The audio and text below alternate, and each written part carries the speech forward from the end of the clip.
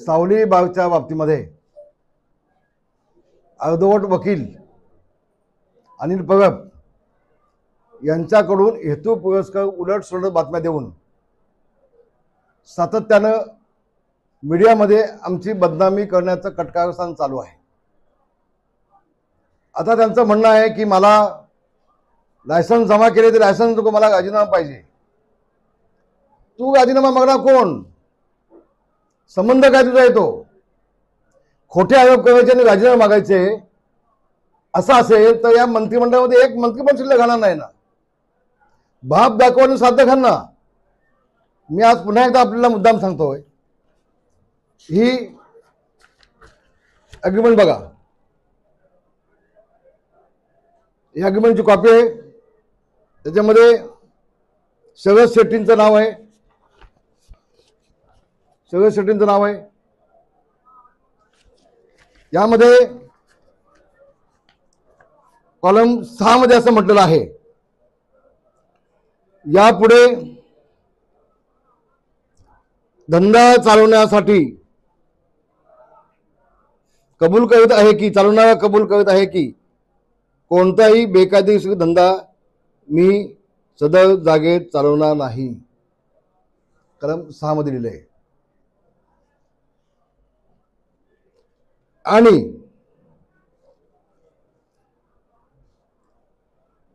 केवळ यामध्ये दिलेल्या नुसार हॉटेलचा धंदा सदर जागेतून मी चालवीन आणि कोणतीही शर्त या करारनाम्यातील ज्याचे उल्लंघन धंदा होईल असं मी करणार नाही, असं कलम 6 मध्ये त्यांनी म्हटलेलं आहे।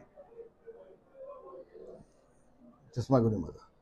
कलम 7 मध्ये त्यांनी म्हटलंय, धंदा चालवणार येथे मालक यांना हमी देत आहेत की सर्व कृत्ये कोणतीही जी केलेली असतील, फौजदारी किंवा दिवाणी कायदेशीर कारवाई, दंड आणि इतर दावे धंदा चालविताना जर कोणतेही केले गेलं कोणत्याही अधिकाऱ्याकडून तर त्याला धंदा चालवणारे हे जबाबदार असतील।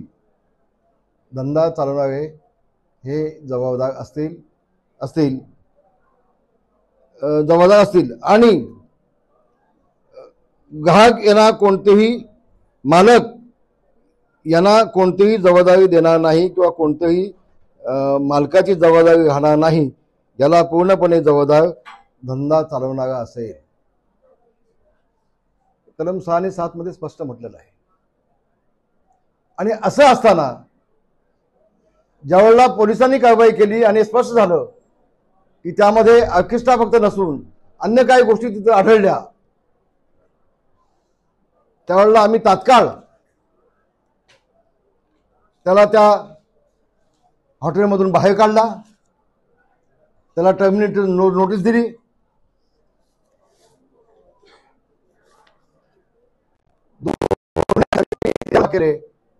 हे 13 6 लायसन्स जमा केलेले आहेत।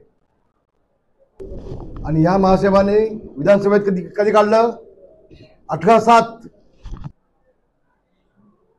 18 तारखेला यांनी विधिमंडळामध्ये काढलं। त्याच्या आधीच 13 तारखेला हे दोन्ही लायसन्स आम्ही जमा केलेले आहेत। हा बसा भाव खाऊन जातोय जसं काय मी विधिमंडळामध्ये विषय काढला म्हणून लायसन्स यांनी जमा केलेत। नाही, चूक। आम्ही नीतिमत्ता म्हणून जवळ आम्हाला आढळलं, तात्काळ अग्रीमेंट टर्मिनेट केली, हे दोन्ही लायसन्स पोलिसांकडे जमा केले आणि हॉटेल बंद देखील तात्काळ केलं। 2 महिने आधीच हॉटेल बंद करून टाकलं।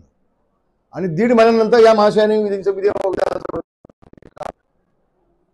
आणि म्हणून या हॉटेलचा आणि गृहराज्यमंत्री योगेश कदम यांचा दुरान्वयी संबंध नाही। काय संबंध आहे तो राजीनामा देण्याचा? एखादी व्यक्ती महिला का धंदा करू शकत नाही का? व्यवसाय करू शकत नाही का? आणि ज्यांनी चालवणारी व्यक्ती आहे बघा, यामध्ये of skin dance in hotel 2016 act मध्ये कलम 8 मध्ये स्पष्ट म्हटलेलं आहे। कलम 8 मध्ये स्पष्ट म्हटलेलं आहे, नियम 16 मध्ये की जी व्यक्ती जो इसम सदा हॉटेल चालूच असेल पूर्णपणे जबाबदारी त्याचीच असेल असं नियम 8 मध्ये स्पष्ट म्हटलेलं आहे. आणि हे महाशय हे दारूचा ऍक्ट सांगतायत, ते मुंबई ऍक्ट सांगतायत, ते महाशय दिशाभूल करतायत आपल्या सगळ्यांची.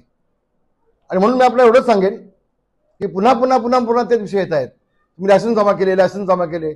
आम्ही जमा केलेले पहिल्या पत्रकार परिषदेमध्ये मी सांगितलं, पहिल्याच प्रेसमध्ये मी सांगितलं. मला पुन्हा पुन्हा मुंबईतून सगळे फोन येत आहेत, अनिल भाऊ मासे म्हणतायत. कोण अनिल भाऊ?